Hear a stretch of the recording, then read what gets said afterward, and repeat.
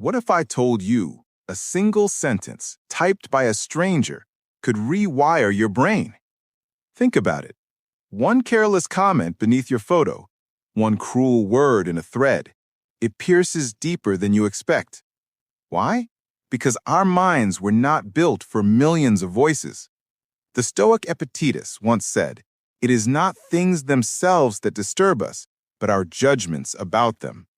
Yet the digital world sells us mirrors we never asked for. Each comment becomes a tiny electric shock, rewiring circuits of worth. And before we know it, self-esteem is no longer self-made. It is borrowed, stolen, reshaped by strangers tapping keys in the dark. Ever notice how one insult can erase 100 compliments? That is not weakness, it's wiring. Neuroscientists call it the brain's negativity bias. Evolution taught us to scan for threats.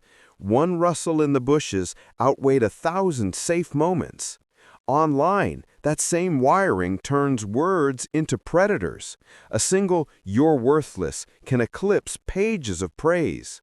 Marcus Aurelius warned, the soul becomes dyed with the color of its thoughts. Today, our thoughts are dyed with pixels. But here's the twist. Those words are not truth. They're echoes, reflections, illusions bouncing on glass screens. The question is, whose colors are you allowing to stain your soul? Have you ever felt your stomach drop reading just one line? That jolt is chemistry. Cortisol floods, heart races. Your body reacts as if attacked. Yet the predator is only text. Imagine, one comment typed in 5 seconds can haunt you for 5 years. Socrates once said, "Regard your good name as the richest jewel you can possibly be possessed of."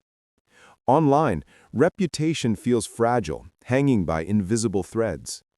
But pause. Who handed those strangers the scissors to cut? Every cruel remark is a reflection of the speaker, not the spoken to. Still, our minds replay it, carving scars where none should exist. The wound is real, but so is the cure. Why does silence sting less than sarcasm? Because words shape identity. Labels stick. When someone calls you a failure, your brain doesn't just hear sound. It encodes it as possibility. Neurons fire, pathways strengthen, identity bends.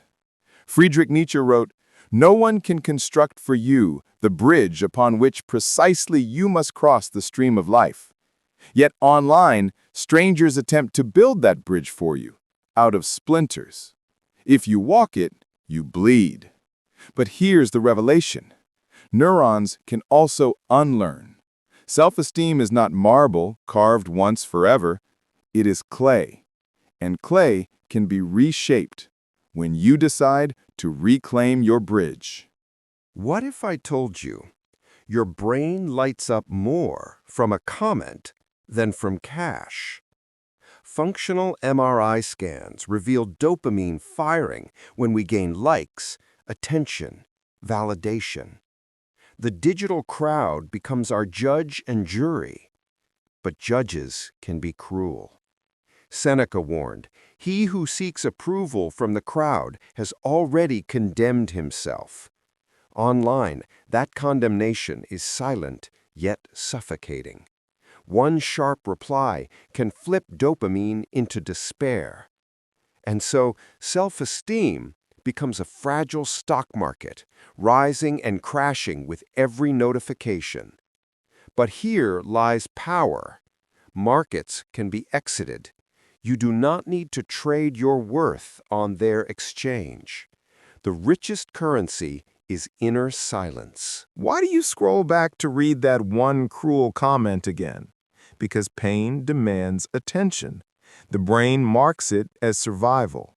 Yet in doing so, we magnify the wound. Picture it. One raindrop on glass becomes a flood when replayed. Aristotle once said, "We are what we repeatedly do." If we repeatedly consume poison, our identity weakens. If we repeatedly nourish truth, our soul strengthens. The comment is not the chain. The repetition is. Break the loop, and the words lose power. But you must ask, are you willing to starve the wound by refusing to feed it with your attention? Have you ever realized the cruelest comment online often comes from someone unseen, unknown, unmet? That anonymity is their shield, their wound projected outward. Plato said, "Be kind, for everyone you meet is fighting a hard battle." Yet kindness is not their weapon. Projection is. They type not from truth, but from their own unhealed fracture. And still, we hand them power. Why? Because we confuse volume with value. But remember, a whisper of truth outweighs a roar of lies. The unseen commenter disappears into shadows, but you remain. Their storm passes. Your sky endures. Which will you choose to live beneath? What if your self-esteem was never meant to be outsourced? Think of a tree. Its roots grow unseen, deep, invisible to the crowd. The strength is underground.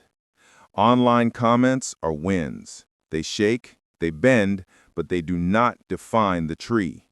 Lao Tzu wrote, "Care about what other people think, and you will always be their prisoner." Freedom begins where validation ends. The comment may sting, but roots remain. Self-esteem rewired not by strangers' noise, but by your inner silence. The tree that survives storms does not ask permission to stand tall. Neither should you. Here's the paradox. One comment can break you, or one comment can save you. A stranger's kindness can lift years of hidden shame. A gentle word can rewire neurons toward healing. Confucius taught, "Better a diamond with a flaw than a pebble without." You are that diamond. Words may scratch, but they cannot erase brilliance. One comment online is never final. It is a moment, not a verdict. So ask yourself, which voices will you amplify? The ones that cut, or the ones that call you higher? Because whichever you choose, your brain will rewire toward it. What if I told you the most powerful comment is the one you speak to yourself?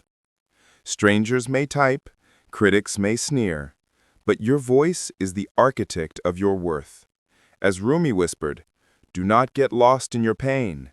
Know that one day your pain will become your cure."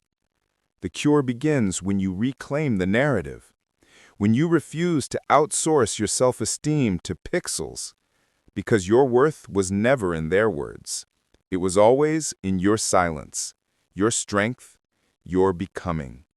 So rise, speak to yourself as you would to someone you love. And now, you're ready to rewrite the story.